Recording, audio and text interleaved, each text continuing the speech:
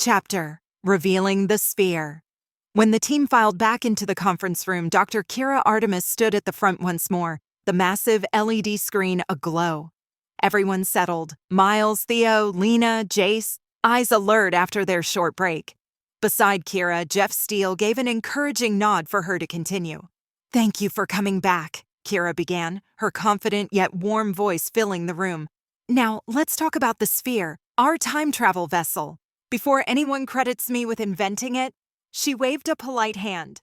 "Let me clarify, Dr. Chang Yuan was the genius behind this technology. I studied under him at Kronos, helping refine the control systems and code. But make no mistake, his breakthroughs on wormholes and negative energy fields paved the entire way." A series of 3D schematics appeared on screen, revealing a 5-level obsidian black sphere large enough to be a mobile facility in its own right.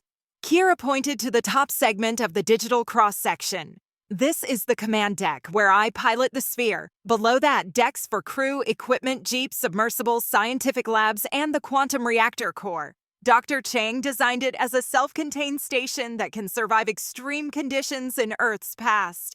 The hull is layered with advanced composites, resistant to heat and pressure anomalies." Miles exchanged an intrigued glance with Theo.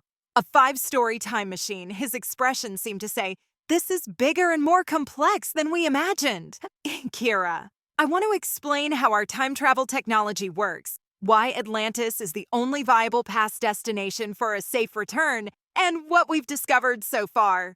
A series of swirling lines and equations lit up the screen, an artistic representation of Einstein-Rosen bridges, also known as wormholes. As you may recall, an Einstein-Rosen bridge is a theoretical tunnel through space-time, Kira said.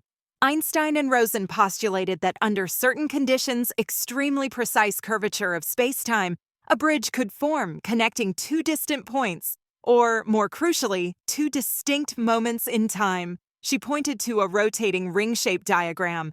Maintaining such a wormhole requires exotic matter with negative energy, preventing the throat from collapsing instantly. That's where Kronos' quantum reactors come in. Dr. Chang Yuan, my mentor, found a way to generate negative energy fields to keep a wormhole open for travel. Miles leaned forward, adjusting his fedora. "And this negative energy field is stable?" Kira pressed her lips together, nodding slowly. "Relatively, but there's a major constraint. The field only lasts for a limited window. 3 days is our maximum. After that, the wormhole anchor fails." On the screen, an animation showed a traveler crossing from one point in time to another, only for the wormhole to snap shut after a countdown. "This is part of our challenge," Kira continued. "The bigger issue is the butterfly effect. A single small change in the past could branch history, rewriting the future. If we travel to, say, 49 BCE to chat with Julius Caesar, we risk altering events.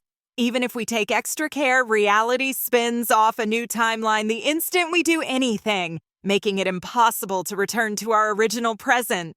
Theo leaned over his notepad, scribbling away. "So basically, we'd create a separate chain of cause and effect?"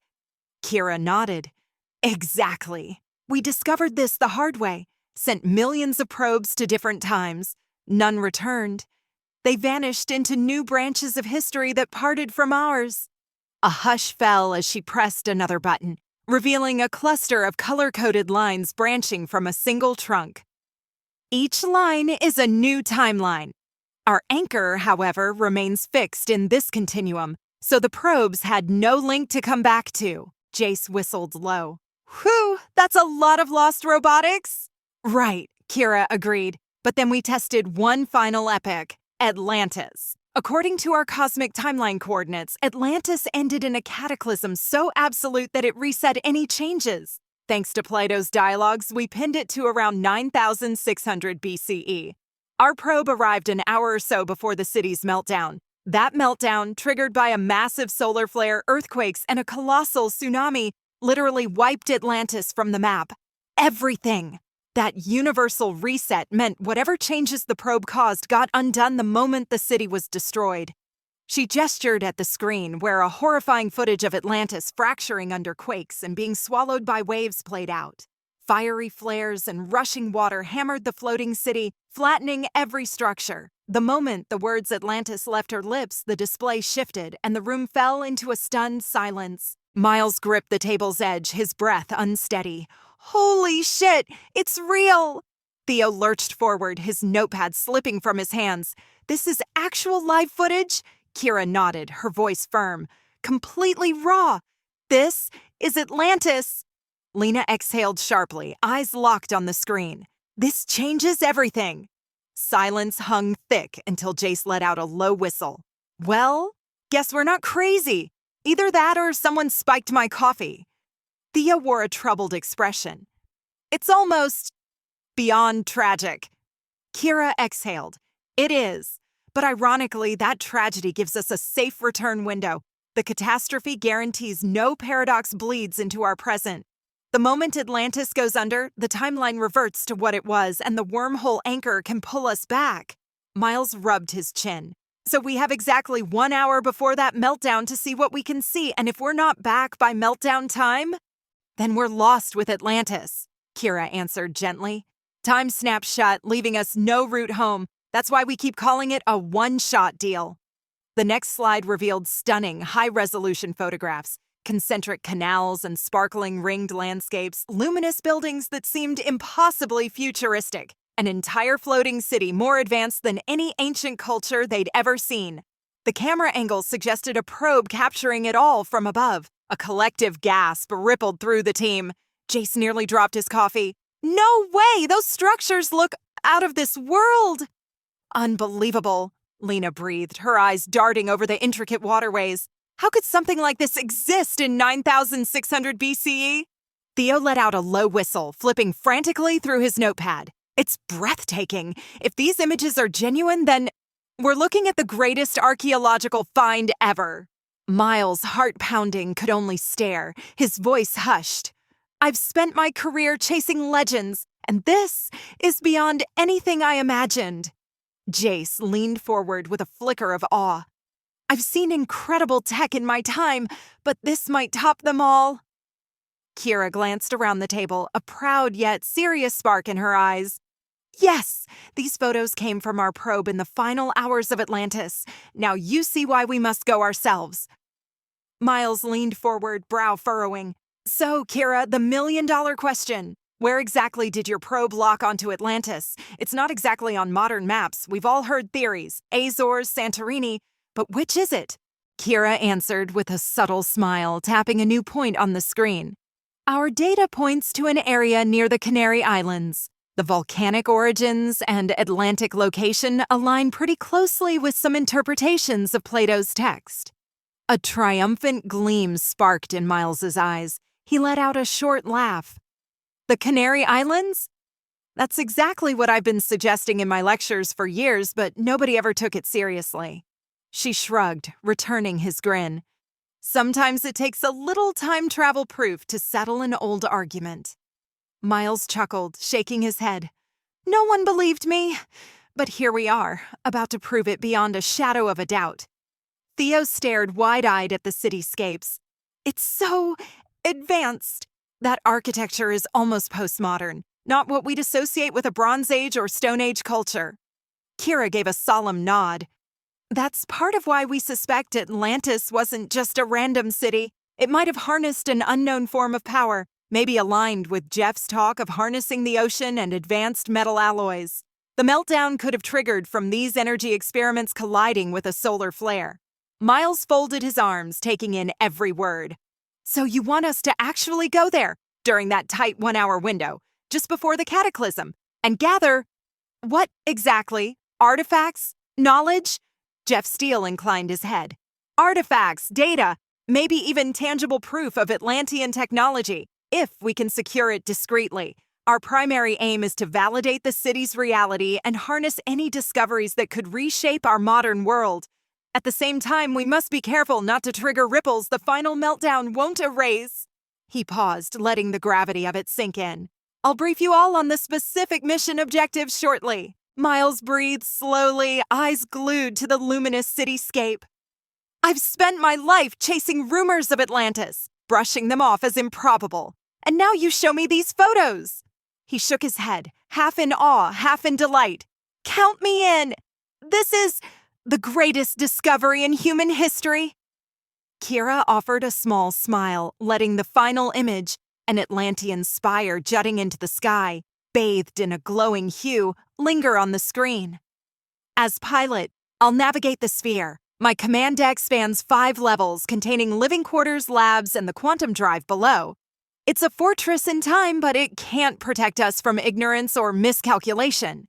We have to plan carefully.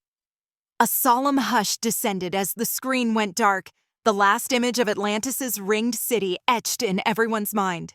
Jeff cleared his throat, voice grave. We'll jump 3 days before the final meltdown. Massive quakes, a solar flare, and a towering tsunami that swallows Atlantis whole. Our plan is to return exactly 1 hour before that cataclysm. If we miss that window... He paused, letting the implication hang in the air. We're gone with the city. No possibility of coming back. Lena's gaze flickered with both compassion and fervor. That's a tight window. But if we use our time wisely, maybe it's enough to uncover what we need. No one said more, each wrestling with the magnitude of an entire civilization's doom, and their role in brushing up against it for a mere hour. Jeff Steele rested a hand on Kira's shoulder in solidarity. That's why we asked you here, Tio, along with everyone else, because we believe it's possible, but we need experts we can trust. Jace tapped the table, glancing from the mesmerizing Atlantean images to Kira's calm but resolute expression. Well, he said, voice filled with that signature humor, I didn't sign up for half measures. If we're going to do the impossible, might as well go all in. Exactly, Kira said, a grateful smile crossing her face. Over the next few hours, we'll outline the mission parameters. What gear we'll bring, how we'll contain samples, how the sphere's lockdown procedures work if anything goes sideways. She paused, giving them each a moment to absorb the gravity of it all. Miles let out a quiet exhale, eyes reflecting a mix of wonder and eagerness. I've chased rumors of Atlantis my entire career, never expecting a chance to visit it. He reached for his teacup, but his hand shook ever so slightly. Let's do what humanity thought was impossible. Lena shifted in her seat, gaze flicking from the Canary Islands slides to the console in Kira's hands. Kira, if you don't mind me asking, have you actually tested the sphere in a real jump before? Like traveled to some other point in time and come back safely? Kira glanced at Jeff, who gave a small nod of permission. She took a breath and tapped her console. Instantly, the LED screen swapped to images of dinosaurs roaming primeval landscapes, towering brontosauri, snarling T-Rex, swaths of ancient ferns and conifers. Yes, she said calmly. We did one major test, traveling 66 million years into the past. What you'd call the late Cretaceous period. Our objective was to collect dinosaur DNA and plant samples. We returned 1 hour before the meteor impact that wiped out the dinosaurs. Jace practically jumped out of his chair. So that's how you... He pointed at the screen. That's how Kronos managed to crack certain medical mysteries. Wait, so that cure for Parkinson's... He trailed off, running a hand through his hair as realization sank in. Kira offered a guarded smile. We obviously keep that mission's details classified, but yes, the unique proteins and genetic material gleaned from certain prehistoric plants and animals led to breakthroughs we couldn't have achieved otherwise. A low murmur of astonishment passed around the table. Miles exhaled softly, shaking his head in wonder. You've done the unthinkable. Twice, in fact. Once to the Cretaceous, and now we're aiming for Atlantis. Lena's eyes shone with a mix of admiration and trepidation. That's an incredible step for science. Hard to believe we're following up dinosaurs with the most elusive legend in human history. Kira nodded, tapping the console to close the dinosaur footage. Indeed, this time, instead of T-Rex footprints, we're after something far more advanced and far more precarious. But you now see why we're confident the sphere can get you there and back, assuming we keep to our strict timeline. In that moment, everyone seemed bound by the same electrifying sense of purpose. They had the technology, the coordinate in time, and a once-in-all-of-history chance to witness Atlantis before it perished. If they succeeded, they'd rewrite human knowledge forever. And if they failed? Well, best not to dwell on that. For now, the screen's final mesmerizing images of the Atlantean rings remained etched in their minds, the very heartbeat of an ancient world calling them into the past. Jeff glanced at the gleaming watch on his wrist, then offered the group a cordial smile. Before we break, let me extend a more culinary invitation. Our executive chef, Chef Edouard Montclair, has prepared a special menu for tonight. Some highlights inspired by Amazonian cuisine. He paused, letting his gaze sweep over everyone's expressions. Dinner will be at 7 o'clock in our Orchard restaurant on Deck 10. Dress nicely. I'll brief you on the mission's objectives then. He turned to Kira Artemis, who stood beside him, tablet in hand. Kira, let's finalize a few details. They both nodded to the team, then slipped out with a purposeful stride. As soon as the door whooshed shut, Jace broke the silence.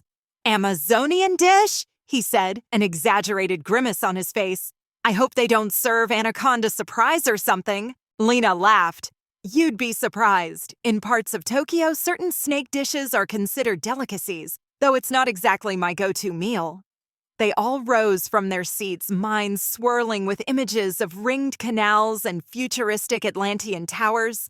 Miles, lingering for a second, ran a hand through his hair. The notion of really seeing Atlantis still rattled around his thoughts. What else is Kronos hiding? Just then, Samantha stepped in, carrying a slim folder. Excuse me, our legal team has sent your updated NDA confirmations to your emails, final and binding. She offered a genial smile. Should you have any questions, let me know. Theo flipped shut his worn notepad. If I merely whisper the word Atlantis, will I be arrested? He asked dryly, shooting the room a wry grin. Samantha chuckled, a soft warmth to her eyes. We'd prefer you keep it classified, but I promise we won't throw anyone in the brig. That earned a round of light laughter. We appreciate it, Miles said with a cordial nod. We'll be sure to watch our tongues, at least for now. Samantha checked something on her phone. In the meantime, dinner is at Orchard Restaurant, Deck 10 at 7. If you need anything, extra clothes, press for suits, personal requests, just contact me. I'm always here to help. Jace raised a hand playfully. Any chance I could get a suit that matches my fantastic green eyes? He quipped, patting his chest. She let out a bright laugh. Absolutely, I'll send our tailor up to your suite. With that, Samantha excused herself. The group, still buzzing with the weight of Atlantis on their minds, ambled out of the conference room. Miles paused one last moment at the threshold, swallowing the reality that he had just glimpsed a mythical city. Real, tangible, waiting. Then, collecting himself, he followed the others into the corridor. Another chapter of this unprecedented mission about to unfold.